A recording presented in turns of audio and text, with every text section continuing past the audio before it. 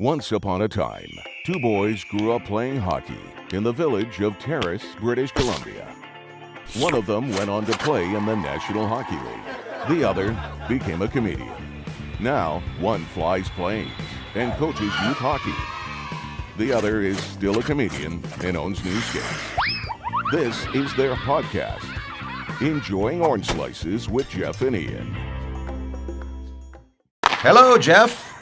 Hey, everybody, welcome to Enjoying Orange Slices. Ian and Jeff, and we're in Nashville.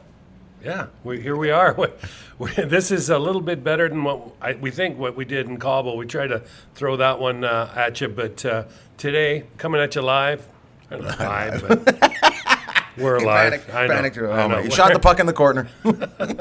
It's up in the netting. So. I love it. But we came in. I did a show, we went to a party, and we're going to the draft, and we're doing a podcast. It's a big week for the boys from Terrace, British Columbia.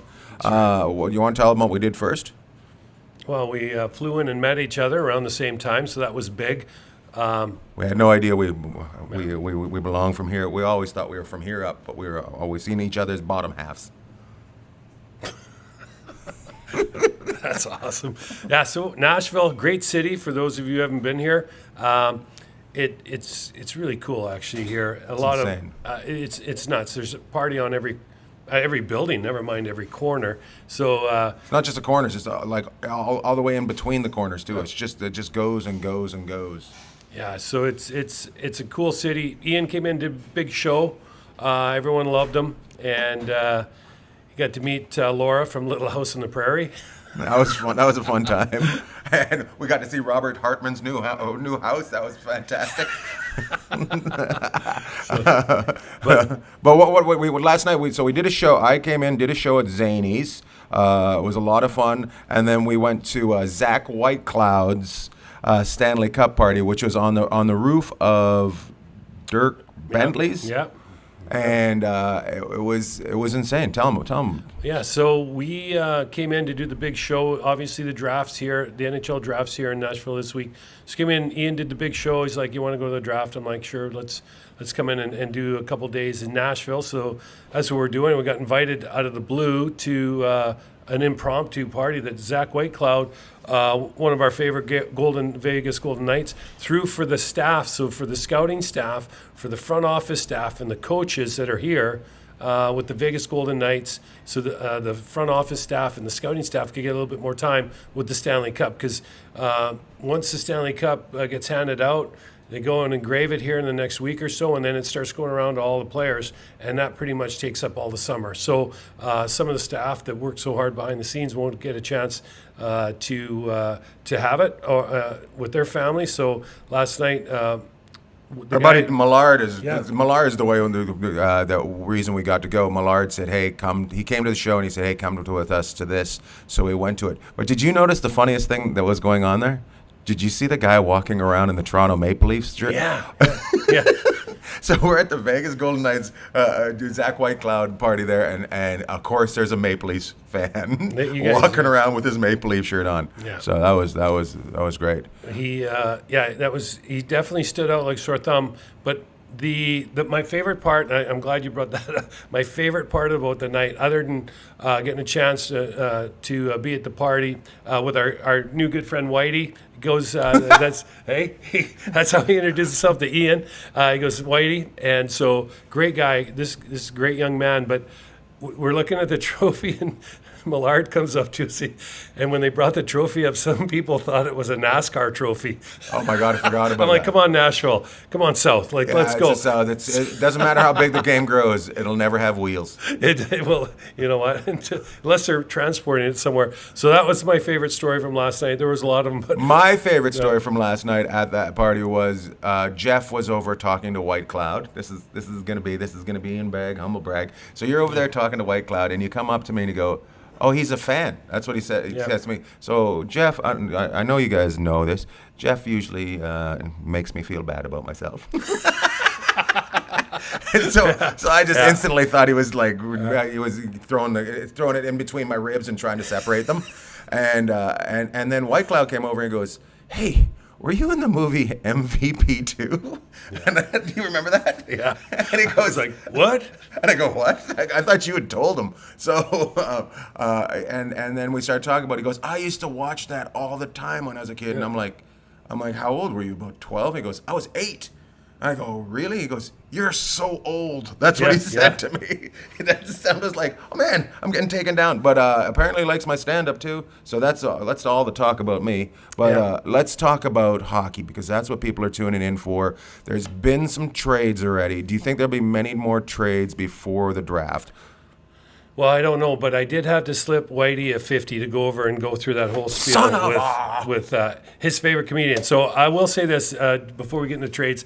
I think Zach, it was a bigger deal last night to meet Ian than it might have been to host the party there for a moment, because I know they've been carrying the cup around for 2 weeks. It's already been 2 weeks since they won, and he's been a part of it. So anyways, big fan of Ian's, just like we all are. So trades. So trades. Everybody's proud of you. Yeah, hey, there's a real buzz in the air about you. You keep up the good work. So the trades, you know what? So the kind of the theme here seems to be a lot of focus on Calgary and Winnipeg. Obviously, some other teams getting in the act. Winnipeg kicked it off by trading Pierre-Luc Dubois to the Kings, LA Kings, for Kupari, Velarde, and Iafallo, and a second-round draft pick, which I think was a fantastic deal for the Jets. Big win for the Jets. Big win, because Dubois didn't want to be there anyways. And now he's going to get 8 years at 8.5 a year to go and play in LA, which is a great deal for him. And if he gets anywhere near his potential, I think that'll work out for both teams really well. So the Jets kick things off, and then the next kind of thing I think we're waiting for, the other shoe to drop, is Connor Hellebuck. See where he goes. Do you think that might happen after the draft? Like, do you think later in the year, because there is so many goalies out there right now? Yeah, that's not really the year, but interesting. later in the summer. Right. I don't know, because goalies are really interesting compared to they're weird. Yeah. Well, our best friend Flats is goalie. He can attest to it. But goalies are different, because what Hellebuck's going to want is something very similar to what Dubois got, which is maybe a sign and trade and a big extension. And, Connor Hellebuck has been either a Vezina finalist or winner of the best goalie in the league. Just about in the last 5 years, you can just about put his name in the list. This year, he finished third to Allmark and I forget who the second one was. My apologies to that. Shazorkin from the Islanders. Sorokin? Sorokin. Okay. So, anyways, I'm all about the names. Yeah. Normally, you're just an expert on Columbus, but anyways, so we'll see what happens there. And then there's some other trades they're going to get going here. There's no question about it. Teams like Calgary, you got to wonder what they're going to do. Hey, we got some inside news too. Okay. Pacioretty's on the move. Oh yeah, so yeah, Patches. We won't say why we know it, but we'll know that Pacioretty is out looking for another team. Well, so that frees up how much for Carolina? Well, that's $7 million that he was making, right? So there's no. I mean, we may have just dropped something huge. Oh, you Scoops McGee over here. So I think. You know what? I mean, I think Carolina is probably a spot that they'd look at taking him back to. But at $7 million a year, they've obviously, if he's looking, that means they've said we're not paying you $7 million a year, right? Right. But that doesn't mean it can't circle back. And Carolina, if they had one kind of, I wouldn't say fault, but they're not on their front foot willing to spend the money like some of the other teams, say like a Vegas or a Boston or an Islanders. I got a question about even that. Edmonton. I got a question about that. Yeah. So when you see a team like Vegas, and I know some of our listeners do not like Vegas, and I'm in between because one of my best friends plays on the team. But your biggest fan. But when you see a team that is kind of not willing to spend, like Vegas is willing to spend, mm-hmm. Is it less of a business and more of a hobby for that owner? Because they don't want to lose any money. Right. I mean, But if you look at it, there's the old adage, you have to spend money to make money. I don't know. That's what I'm saying. Is it more of a hobby? Yeah. They don't want to lose money, so... You can't cut your way to a profit, right? That's the other business analogy. Here's all... I've never heard that one. You can't cut your way. You can't cut your way to a profit. Like, you can't cut, Yeah. And so I think Bill Foley's a great test, a case study on, he got lucky, he did this or that. You know what? He's been very aggressive and very focused on what his goals are. And I think a lot of times it's one thing to say, I want to do this or I want to do that. He's made no bones about it. He came into the league and he said, I want to win the Stanley Cup. And you know what? Whether he said he was going to do it in 6 years or whatever he said, he did it. And Kelly McCrimmon had a great line that said, I can't believe he didn't say 2 cups in 7. So that's not always going to be the way it's going to work. But what it does is I think it sets your franchise up to be like, this is the direction we're going. We're going to be a perennially good team. And then you end up with teams like, that are in the same conversation, like Colorado. Boston's in that conversation because they're perennially good. Tampa's in there, right? St. Louis was in there. They fell off in the last year or so. But, there's some teams that are perennially good, and there's some teams that are on the rise. But give Foley credit and what he's been able to do. And I think the Golden Knights have changed the game, and definitely I think more eyes on it. But I think they've elevated, and I think it's good. They've shaken it up, and that, if you were comfortable before as an NHL owner, probably not too comfortable now. I know we should probably have a guest on this show, seeing how we're in the hotbed of hockey right now in Nashville, but we don't have a guest on the show, but we will. Here come the cops. We will next week. The show is brought to you by Heady Gear, headygear.com. Get yourself a backpack. Show them your swag. Best gear out there, Heady Gear. Great Stanley Cup champion, Brett Hedican. Okay, so we have a second part, Jeff, out of the blue. Yeah. We said we had no guests, and in walks Scott Darling doing stand-up and at the draft. So welcome, Scott. Thank you so much for having me. Second time on the pod. Question is, we're here for the draft. Tell us about your draft day. My draft day. Okay, I was it starts before the draft day. So when I was 17, I had a meeting with Were you 17 when you were drafted? Yeah, I was a senior in high school.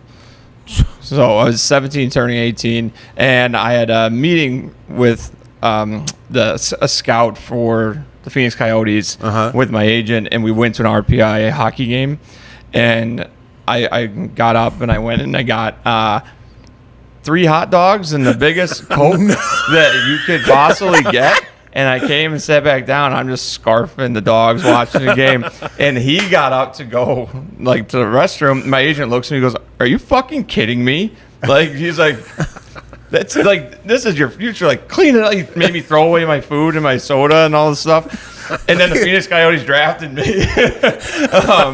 But yeah, my draft day, I didn't think I was going to get drafted. I was watching, following it along, So you weren't there? No, I did not go. But I was because you wanted to eat. And you wanted to eat. I wanted to eat food. I was sitting there watching, the picks go by, and some teams that said they were going to draft me drafted other goalies before me, and so I kind of gave up. And I was in the middle of a USHL tryout for the Indiana Ice. And so I kind of gave up watching, and I was like, fuck this, I'm not getting drafted. I was all pissed off. And then on the drive to the rink, I get to the rink, and everyone's like, congratulations. And all of a sudden, my phone rang, and Wayne Gretzky called me. No way. He was the coach of the Arizona Coyotes at the time. That's a great story. And he was like, and I didn't know what was going on still, because I thought it was over. It was I head into the 6th round, all the goalies had been drafted by the teams that said they were going to draft me. And I was all fucking pissed off. And then Wayne Gretzky calls me. He's like, "Welcome there, Phoenix Coyotes." And I was like, "Holy shit!" That. And then obviously, I scattered. So do you still go to the tryout for do you still go to that USHL? I made that team that day because I'm sure they said yeah. Because this kid just got drafted by the Coyotes, so I ended up playing for the Indiana Ice that year, and it was an amazing experience, and it was so cool because I was playing at the time in a small town, and no one knew, but I was like, I'm so cool. I'm going to school with 33 people in the entire class, grade. And yeah. And I'm just peacocking around for a few days.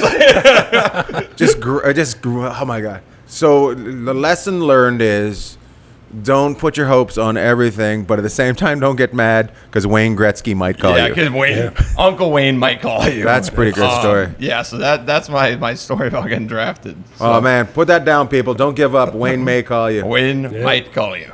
So yeah. And what's happening next week? What's happening next week? Here's another phone call. That's fun. So my former teammate Marion Hossa, you might have heard of him. Yeah. He called me. I was overseas. I was in Scotland. I'm like, I thought I was getting hacked. I'm like, Mary and I are like, we're friends, but we don't like keep in touch like that much. Right. And I'm like, is this really Marion Hossa? And then it was, and he's like, we're having this, farewell game, charity game in Slovakia.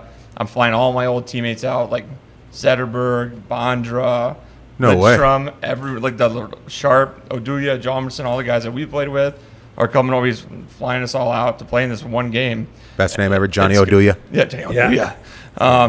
And I was like, thanks so much, Marion. Like, I really appreciate it. I'm thinking in my head, like, you played with so many goalies. Right, right. And I'm like, why'd you call me? He goes, Corey Crawford couldn't make it. And I was like, fuck you, but I'll be there. That's awesome.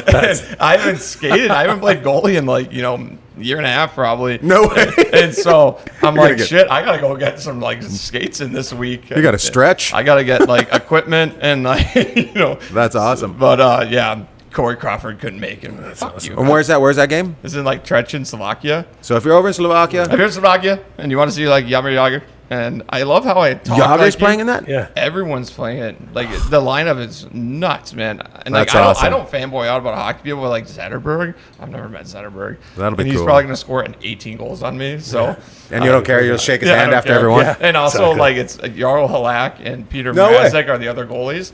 And so they want 3, right? In case somebody gets hurt. And I was like, can I be the backup? Like That's so funny. I was like, Marion, I'm like the best Really good. backup ever. I'm really good at So that. good at sitting on the bench. Like it's one of my best qualities. And so I hopefully won't even have to play. So fingers crossed, I'm just gonna sit on the bench and hang out. And do That's that. awesome. Well, thanks, bud. Thanks for popping in. It's a second part of enjoying orange slices. We'll see at the draft. I wonder who Chicago will draft. It's a big question out there. Yeah, maybe this little kid named Connor Bedard. Welcome to Chicago, baby. Hey, so Daryl's on a scale of 1 to 10. Daryl's. I know. Well, he's like, if I call him call him Scott, Scott. he's going to look at me like I don't get know him. uncomfortable when you call me Scott. Yeah. I got to get back to calling you Scott. Scale 1 to 10. This kid, what does he mean? You're an alumni, Chicago Blackhawks Stanley Cup champion. What does this mean to get these guys back going on a scale 1 to 10? 10 being the highest. It's a 10 because once we got that lottery ball dropped and we got the first overall pick, the city of Chicago changed because they've had a few down years, the Hawks, since they traded this one specific backup goaltender. They haven't made the playoffs since they traded me. Marion Fun Hossa's fact. favorite. Yeah. But so On the speed dial. But the Hawks are back. The buzz in the city. It's so great Such to a see hockey town. Chicago, excited about the Blackhawks again because I'm from there. I grew up a Blackhawks fan. Obviously, I was lucky enough to play there, but it's great to see Chicago excited about the Blackhawks again. This season's going to be a very exciting year for the city. Well, hopefully we can make it out and go to a game. It'd be fun. So, Yeah, maybe I'll get you tickets. I don't know. Whatever. son of a bitch. See you guys. Let's go. Let's move right now to the draft. Yeah. A lot of, what's interesting to me, they've been pushing a little bit. They've been showing, since Bedard's so hot, they've actually been showing guys that have come into the league at number 1 and kind of not hit what they were expected to be. Right. What do you think the chances of Bedard being another one of those guys is? Because it seems like somebody's pushing that agenda out there. Do you not feel that? From what I've seen of Connor Bedard, I think he's going to be a super player. Is he going to be McDavid, Crosby level? You know what? History will be the judge of that. I won't be. But I think, hey now.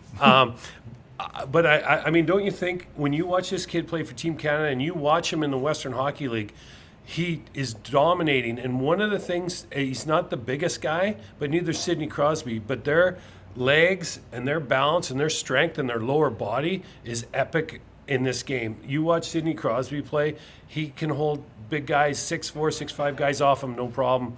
And if you look at Connor Bedard, he's going to move up. He's not just moving up one level or two. He's going to move up about 4 or 5 going in the NHL. So there's going to be some growing pains, but I think you've got a super skilled kid, you've got a really motivated young man, and you have a fairly strong guy that's going to be able to hold on to pucks, and they're going to have to put some guys around him in Chicago. I also think the difference is the guys that kind of fail as they come into number one. He's not making the whole thing about him. Mm-hmm. The guys that fail seem to be they put all the spotlight on themselves. He seems to push the spotlight onto other people. Mm-hmm. So but I noticed that there's definitely an agenda out there to say he's not going to turn out to what he is. Right? And it's not a huge agenda, but it's out there. Well, there's always going to be, doubters, and there's going to be people who are going to want to wait and see. Tall puppy, that's what they call it. Have you ever heard that? No. So they love a puppy until he gets too tall, and then they don't like him anymore.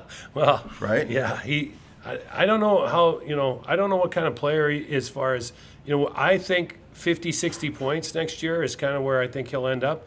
You got to remember, Chicago, I don't know if they were historically bad, but they certainly weren't good last year. They're going to need to find some players to put around them. Horrific last year. Yeah, and they need some defense. And they're going to need some help in goal. But more than anything, they're going to have to build around them, and they're going to have to be active in either trading or free agency to make this team competitive. Because his first year in the league, okay, you got your growing pains, but you want him to be part of a winning culture, and you have to try and turn that around. It wasn't that long ago, one of the perennial good teams we'd talk about was the Chicago Blackhawks. And when the original 6 teams are good, as we've talked many times, the league is better. So I'm really hopeful for this young guy. I like the Blackhawks, even though I played in the old Norris division with the Red Wings.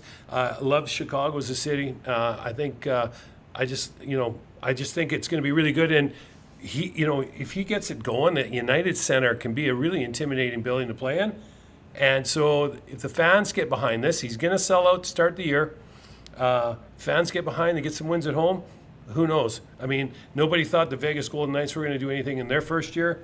They got some wins, they got the fans behind them, and they got this tsunami of energy following them. And hopefully the Blackhawks can kind of repeat that. And let's why not have another superstar in the league? I hope this kid can do it. When we go to the draft tonight, we'll probably be there for the first 3 or 4 rounds, and 3 or 4 picks, 3 or 4 rounds. We'll be there for a year, but we'll see the rounds. We want to see. I want to see what the Canucks get. We'll see that up to about that round. We might stay for a little bit, and then the last choice is Vegas. Vegas has the last pick. Mm-hmm. I want to come back to that. Because nobody knows what Vegas is going to get. There's like 4 or 5 teams that know what they're getting, and then after that, it kind of just spins off into the ditch. Yep. So we will be there tonight. We'll take some photos, or tomorrow night, whatever night it is. I can't tell. I'm on drugs. What?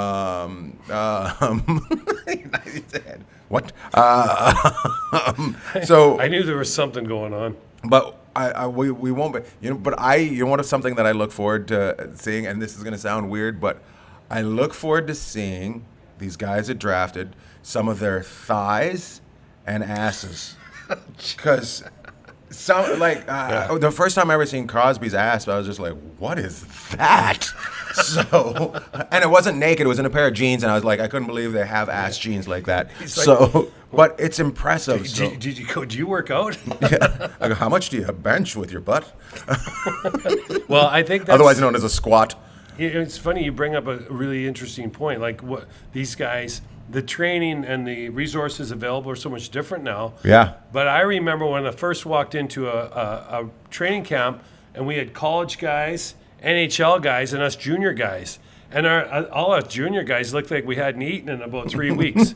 Like, it was unbelievable. You guys look all like models. Yeah, our cheeks were sucked in. I remember my mom coming to me a couple times during the season going, son, are you okay? Because, when you're on the bus, you are not eating the greatest. 60, 70 games? How many? 72 games they were 72 playing. games. And then college is playing somewhere around, 30, 35. And those guys go to school all week. They play on the weekends. They're in the gym. They're eating well. Someone's looking out for them. Things have changed in junior now. So these kids are a lot more up on. That is crazy. So you basically had a full-time athlete job and going to high school, and you're 15, 16 years old. Yes. And you're in your most, I would say that's probably your most important growing years, right?